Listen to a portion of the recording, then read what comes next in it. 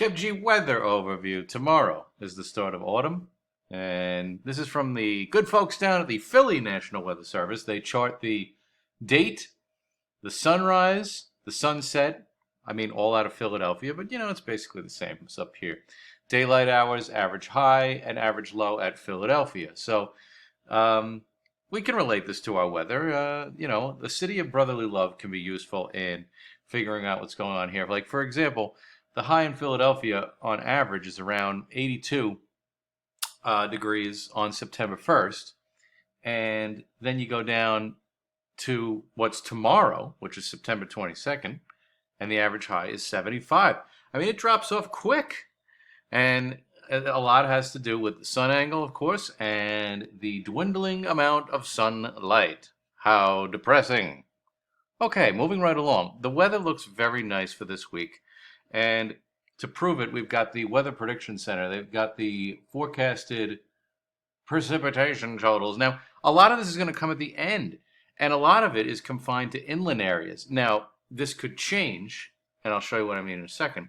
But for the most part, the tri-state area is going to escape any precipitation of a meaningful variety over the next 5 to 6 days. And then we got to wait for Monday when things pick up a little bit as a sharp cold front moves through. And this could be a situation where we get a pretty chilly week next week as the jet stream starts to kind of go bonkers.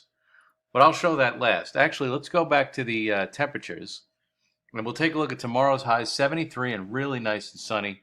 And then a warming trend starts near 80 on Wednesday, 80 on Thursday, and low humidity, and 80 on Friday. So we are just high and dry with lots of sun. Temperatures basically a touch cooler for Saturday, it looks like. And then we get into Sunday, and that's the transition day because we wait for the next important weather system. And that'll come in around Sunday or Monday. So here's the weather map for Sunday. Nice day. Weekend looks high and dry. I'll back it up here for a second, show you Saturday.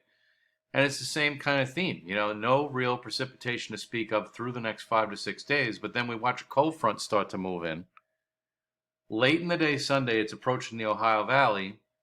And it starts to make a beeline for the tri-state area early Monday morning. So by wake-up time Monday next week, we could be looking at a shot of moderate to heavy rain.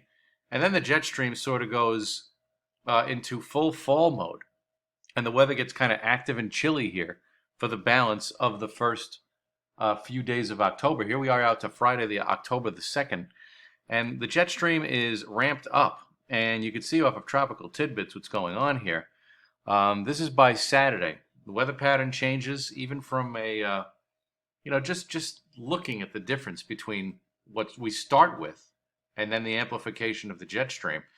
And this is a situation where we could get a few chilly days next week to usher in the month of October and usher out the month of September. So here we are by the 30th, Wednesday, jet stream taking hold.